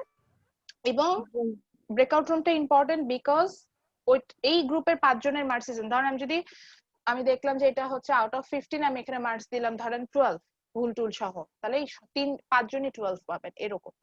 আচ্ছা ওকে, ব্রেকআউট রুম 2 তে আছি। ব্রেকআউট রুম 2 তে ছিল যে মার্জিয়া মিতু, জারিন, আমিনুল ইসলাম। আমিনুল ইসলাম আমি আপনাকে দেখছি না, আপনি একদমই কাজ করছিলেন না, আমার which is very disconnect bad। হয়েছিলাম কিন্তু এমনিতে কাজ করতেছিলাম। তাই নাকি মার্জিয়া, আপনি বলেন উনি কি কাজ ম্যাম করেছে? ও একবারও আসেনি, আমরা অনেক মিউট হয়েছিলাম ম্যাম। আমি কিন্তু আমি এটাই দেখেছি আমিনুল, এখানে আপনার অবশ্যই কম্পেনসেশন হবে, বিকজ আমি দেখেছি যে আপনি কথাও বলছেন না কাজও করছেন না, আমি এখান থেকে দেখতে পাই, মানে আমি অ্যাজ এ হোস্ট আমি এই জিনিসগুলো অবজার্ভ করতে পারি। এবং আপনি যখন ডিসকানেক্টেড হয়ে গেছেন আমি তখন আপনাকে কানেক্টেড করে আবার আপনাকে বলেছি যে আমিন আপনি কিন্তু কাজ করছেন না, আপনি জয়েনও করছেন না, কিছু বলছেন না, চুপ করে বসে আছেন, এটা হলে আপনি মার্কস পাবেন না। ম্যাম আমি মাইক অন করলে ম্যাম নেটের উপর পরে আর ম্যাম ডিসকানেক্ট হয়ে যায়, এই কারণে ম্যাম মাইক অন করিনি। সো যেটা হবে যে এই ব্রেকআউট রুম 2 থেকে এটা আপলোড করবে জারিন, এবং জারিন আপনাকে যদি আমিন এরপরে হেল্প না করে আপলোড করার জন্য, শুনতে পাচ্ছেন ম্যাডাম? জি ম্যাম। আপনাকে যদি উনি হেল্প না করে একদম গুগল ক্লাসরুমে লিখবেন যে এটা, এখানে কোনো কিছু নাই যে ও হেল্প করে না আমি এটা লিখে দিব, হ্যাঁ লিখবেন, কারণ নাহলে ওর জন্য আপনার মার্কস কমে যাবে। এখানে আপনার ওই ট্র্যাজেডি অফ কমন্সে যাওয়ার তো কোনো দরকার নেই। হ্যাঁ, ফ্রি রাইডারকেও কারোর একটা ফ্রি রাইডারকে ক্যারি করা দরকার নেই। সো এখানে ফিল ফ্রি আপনি এটা শেয়ার করবেন। ওকে, ব্রেকআউট রুম 3 তে যাই। এখানে ছিলেন হচ্ছে SM ওয়াইস আহমেদ, মারিয়া, দেন হচ্ছে কি জুবায়ের, দেন হচ্ছে শাকিল, এন্ড হচ্ছে শামীম চাকলাদার। এখানে আমি দুইজনকে দায়িত্ব দিলাম যেহেতু এখানে একটু সিনিয়র জুনিয়র মিক্স আপ হয়ে গেছে। এখানে ওয়াইজও একবার আপলোড করবেন এবং এখান থেকে হচ্ছে কি জুবায়ের একবার আপলোড করবেন। জুবায়ের মাহতাব জয়। জুবায়ের কি এর আগে কখনো কোনো ব্রেকআউট রুমে আপলোড করতে হয়েছে? যদি রিপিট হয়ে যায় তাহলে আমাকে বলবেন। ম্যাম আরেকবার একটু বলবেন, আমি শুনিনি। আচ্ছা, ব্রেকআউট রুম 3 থেকে হচ্ছে ওয়াইজ আপলোড করবে একবার ছবি, মানে সলিউশনটা। জুবায়েরও আপলোড করবে, জুবায়েরের খাতাটা আপলোড করবে, ওয়াইজের খাতাটা আপলোড করবে রাত 8টার মধ্যে। মানে ব্রেকআউট রুম 3 দুইটা ফাইল আসবে, দুইবারই এরকম পোস্ট আসবে, একটা ওয়াইজ করবে আর একটা হচ্ছে জুবায়ের করবে। কিন্তু বাকিরা যেটা মারিয়া, শাকিল বা শামীম, এরা কিন্তু হেল্প করতে হবে। যদি না করে আপনি একদম স্ট্রিক্টলি লিখবেন এই দুইজনই যে আমাকে হেল্প করে নাই বা আমি পাই নাই হেল্প। হেল্পটা করা কি মানে ম্যাথসটা সলভ করার জন্য যেটুকু আছে সেটুকু। আচ্ছা, এবার আসে ব্রেকআউট রুম 4। ব্রেকআউট রুম 4 এ মাত্র দুইজনকে দেখতে পাচ্ছি, ওয়াই? আচ্ছা ঠিক আছে, ব্রেকআউট রুম 4 এ শুধু সিজান এন্ড শামিমা ছিলেন। সো তাহলে এটা না ম্যাম, ব্রেকআউট রুম 4 এ আমি ছিলাম, ফারিয়া ছিল, সিজান ছিল, শামিমা ছিল। পরে ফারিয়ার হচ্ছে 5 মিনিটের মধ্যে কারেন্ট চলে গেছে, ও ডিসকানেক্ট হয়ে গেছে, ও আর জয়েন হতে পারে নাই, ও আমাকে বলছে। আর আমার হচ্ছে কিছুক্ষণ আগে কারেন্ট গিয়েছিল, তারপরে আবার আসছে, বাট আমি জিবি দিয়ে আবার হচ্ছে ক্লাসে জয়েন হয়েছি। আচ্ছা ঠিক আছে, সো তাহলে আমি ছিলাম। শামিমা আপনি কি এর আগে কখনো মানে ব্রেকআউট রুমে কোনো আপলোড করতে হয়েছে, এরকম হয়েছিল? ম্যাম হ্যাঁ, আপনি হচ্ছে আমাকে ওই মেসেঞ্জার গ্রুপে আপলোড দিতে বলছিলেন ম্যাম। আচ্ছা তাহলে এবার সিজন করুক, তাহলে এই গ্রুপ থেকে এটা সিজন করবেন। But season it doesn't mean that you are CR, so আপনি একদম দায়িত্ব নিয়ে করে ফেলবেন। যদি আপনার গ্রুপে বাকি 3 জন আপনাকে হেল্প না করে, একদম এই পোস্টটা করার সময় বলবেন যে আমরা 4 জন ঠিকই, কিন্তু এই 2 জন আমাকে কোনো হেল্প করে না, আমি তাদেরকে খুঁজে পাইলেই। এখন কিভাবে আপনারা খুঁজে টুজে কাজ করবেন এটা মেসেঞ্জারে করে নিতে পারেন। আচ্ছা, এবার আসে ব্রেকআউট রুম 5। আমরা যেটা করছি এইটাই তো ছবি তুলে দিবেন। হ্যাঁ, এটাই ছবি তুলে দিবেন, এটাকে আর কিছু করতে হবে না, এটা জাস্ট কিন্তু ম্যাথসটা পুরো সলভ করে দিতে হবে, এইটাই, আর কিছু না, ওই ম্যাথটাই। এখন সেটা খাতায় করেন আর এক্সেল ফাইলে করেন, ওইটাই আপলোড দিবেন। আচ্ছা, এবার আসে ব্রেকআউট রুম 5। এখানে মইনুল ছিল, নুজহাত ছিল, সৌরভ ছিল। আমি মইনুলকে একবার কাজ দিয়েছিলাম, সো এখানে নুজহাত তাবাসসুম উনি আপলোড করবে। ঠিক আছে, নুজহাত তাবাসসুম আপনি ব্রেকআউট রুম 5 থেকে আসবেন আপলোড করে, এবং একই কথা, না করলে বাকি ফ্রি রাইডারদের নাম বলে দিবেন। ম্যাম আমার ডিসকানেক্ট হয়ে গেছিলাম তো ম্যাম, যার কারণে আমার কোনো সমস্যা না, আমি বলে দিচ্ছি, জাস্ট ওই ইনস্ট্রাকশনটা ফলো করেন। ব্রেকআউট রুম 4 এ ছিলেন তো, ইনস্ট্রাকশন ফলো করে নেবেন। আচ্ছা, ব্রেকআউট রুম 6 এ ছিল হচ্ছে সজীব হাসান, আলমগীর, জয়নাল আবেদিন, রাফিউল করিম এন্ড সজীব মিয়া। এখানে 2 জন করবেন, যেহেতু এখানেও সিনিয়র জুনিয়র মিক্স আপ হয়ে গেছে। এখানে সজীব হাসানও একটা আপলোড করবেন ফাইল। মইনুল, নুজহাত আর Sourav. Moinul, Nuzhat and Sourav breakout room 5 এ ছিলেন। আরেকজন ছিল ম্যাম, কিন্তু বের একটু খুঁজে নিয়েন, কারণ তার নাম যদি না আসে সে কিন্তু মিসিং, মানে সে 0। আজকে এটার উপর বেসিস করে আমি মার্কস দিব। আচ্ছা, এবার আসি ব্রেকআউট রুম আমরা ছিলাম 6 এ। হ্যাঁ, ব্রেকআউট রুম 6 এ আসি। 6 এ হচ্ছে গিয়ে 6 জন আছে, সরি 5 জন আছে। জি ম্যাম 5 জন সো ছিলাম। 5 জনের মধ্যে হচ্ছে গিয়ে 2 সজীব, যে সজীব হাসান, সজীব মিয়া, এই ব্রেকআউট রুম 2 এর মতো হবে, যে এই দুইজনই আপলোড করবেন। Okay ma'am. কিন্তু বাকিরা যদি ফ্রি রাইডার, আমি জয়নালকে দিলাম না, কারণ জয়নাল মেবি আমি একটা টাস্ক দিয়েছিলাম একদিন। আলমগীরের নামও মনে পড়ছে যে আমি কোন একটা টাস্ক ওকে দিয়েছি। সো এই সজীব হাসান আর সজীব মিয়া, একজন সিনিয়র আর একজন হচ্ছে 181 ব্যাচের, দুইজনেরকেই আপলোড করতে হবে। ম্যাম আমাদের গ্রুপে সবাই খুব কোঅপারেটিভ ছিল। কোনো সমস্যা না, মানে আমার মেইন কথা আমি জাস্ট অ্যাক্টিভনেসটা দেখছি। আমি অলরেডি কিন্তু আমি বারবার বলছিলাম যে কারা অ্যাক্টিভ ছিল না, আমি কিন্তু এটা দেখতেও পাচ্ছি। তারপর আমি গ্রুপের আউটপুটটা চাচ্ছি। আচ্ছা, তারপরে হচ্ছে গিয়ে 7, যেটা ব্রেকআউট রুম 7, সেখানে আসবে হচ্ছে কি দিগন্ত ছিল, আবু রায়হান প্রিন্স, মাহফুজুর রহমান ফারুক, মোহাম্মদ রবিউল ইসলাম। আপনারা আচ্ছা ব্রেকআউট রুম 7 কে সুযোগ দিলাম, আপনারা চুজ করেন কাকে দিব। ম্যাম আমি ডিসকানেক্ট হয়ে গেছিলাম, পরে আবার ঠিক আছে, ওকে ফাইন, তাহলে আনিকা করবে। ঠিক আছে, আজকে বেশিরভাগ মেয়েদের দায়িত্ব দিয়ে দিচ্ছে। আচ্ছা ঠিক আছে, আনিকা করবে ব্রেকআউট রুম 7 থেকে। আচ্ছা, ব্রেকআউট রুম 7 থেকে আনিকা করবে, বাট কন্ডিশন হচ্ছে একই, যদি কেউ ফ্রি রাইডার থাকে feel free to share his name. আমাদের করা শেষ সবারই। ফ্রি রাইডার তো বুঝতেই পারছেন, উইদাউট ডুইং এনিথিং, যে বেনিফিট নিতে চাচ্ছে তাদেরকে আমার দরকার নাই, কারণ ফ্রি রাইডারকে সুযোগ দিতে যে আপনি কিন্তু ট্র্যাজেডি অফ কমন্সে পড়ে যাবেন, যে এভারেজ মার্কিং এ চলে আসবেন। ঠিক আছে, ওকে। ম্যাডাম এটা গুগল ক্লাসরুমে পোস্ট করবে, মানে গুগল কমেন্ট অপশনে গিয়ে ছবি আর লিখে দিবে, ছবি আর গ্রুপের নাম, নেমটা মানে ব্রেকআউট রুম 1 2 এভাবে দিবেন, দিয়ে আমি উপরে জায়গা রাখতে গিয়ে আমার পরের পেজে চলে গেছে, এক পেজেই। কোনো সমস্যা না, দুইটা পেজ দিবেন, দুইটা পেজ আপলোড করবেন, দুইটা পেজ আপলোড করবেন, কোনো সমস্যা না। ম্যাম আমার একটা কোশ্চেন ছিল ম্যাম। বলেন।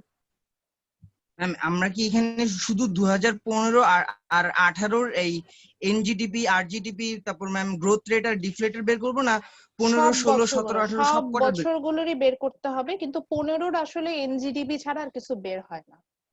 শুধু মানে ম্যাম 15 শুধু এনজিডিপি আর বাকিগুলোর ম্যাম এনজিডিপি, আরজিডিপি, গ্রোথ রেট আর ডিফলেটর। ম্যাম 15 সালের তো এনজিডিপি আর আরজিডিপি সেম আসে, ওইটাই তো বলছি। সো 15 শুধু একটাই জিনিস আসবে, আর ডিফলেটরও 1 আসবে, ডিফলেটরও 1 আচ্ছা ম্যাম আরেকটা কোশ্চেন ছিল। আসে না।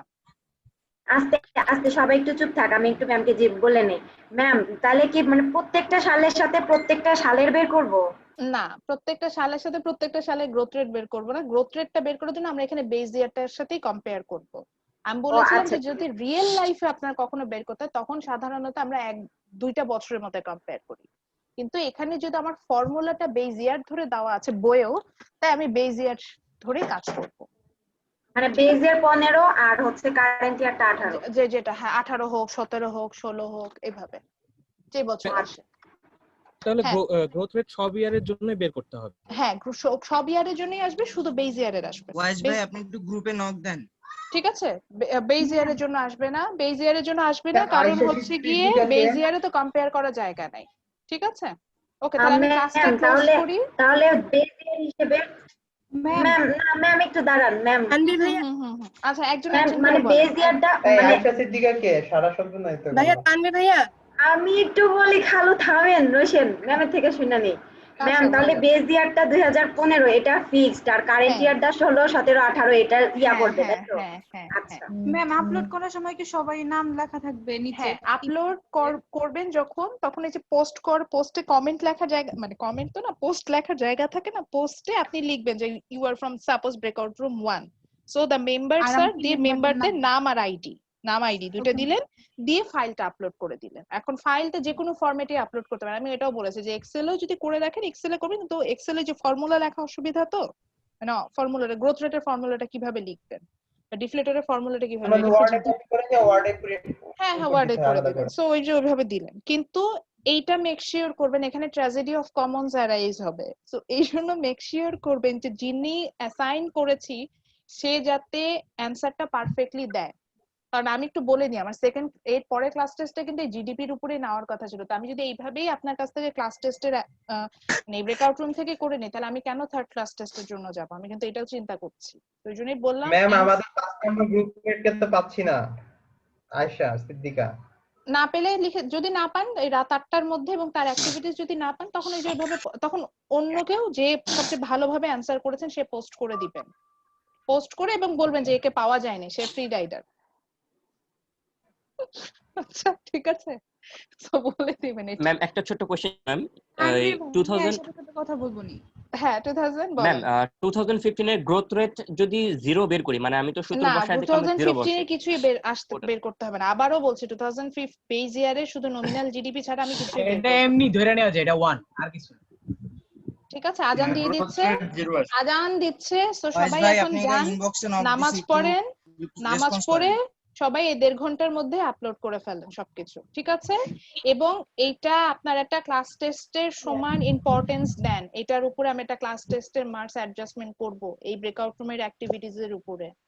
এটা বুঝে কাইন্ডলি প্রপারলি কাজ করবেন গ্রুপমেটদের সাথে, ফ্রি রাইডার হয়ে যায় না। এবং ফ্রি রাইডার হলে বাকি গ্রুপমেটরা প্লিজ তাদের নাম বলবেন যে ওইটা ফ্রি রাইডার, কোনো ফ্রি রাইডারকে ক্যারি করার আমাদের জায়গা নেই। ওকে, তাহলে সবাই ভালো ম্যাম থাকবেন, একটা কথা ইনশাআল্লাহ নেক্সট সোমবার দেখা হবে। হ্যাঁ বলেন ম্যাডাম, বলেন তনিমা।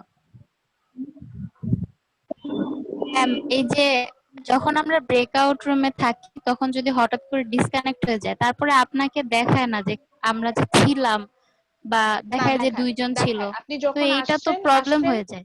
না না, এটা তখনই হয় যদি আপনি ব্রেকআউট রুমে অন টাইমে জয়েন না করেন, প্রথমেই অনেকক্ষণ জয়েন করেন না, এটা আছে, এটা আমি বুঝতে পারি। যেমন আমিনুলের কথাটা এই জন্যই ম্যাম ওই যে বললেন ব্রেকআউট রুম, ম্যাম তখন তো আপনি বললেন যে আমাদের 4 নাম্বার ব্রেকআউট রুমে দুইজন ওটা আনিকা অনেকক্ষণ ধরে, আনিকা আমি ভুলে গিয়েছি দুইজনের নেম, ওনারা প্রথমেই অনেকক্ষণ জয়েন করেন। আমি তখন কিন্তু যখন আমি মেইন রুমে তারা বসেছেন, তাদেরকে বারবার বোঝাতে আপনারা কিন্তু রুমে জয়েন করছেন না, এরকম হয়েছে।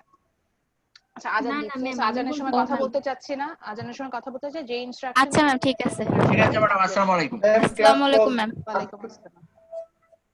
আল্লাহ হাফেজ।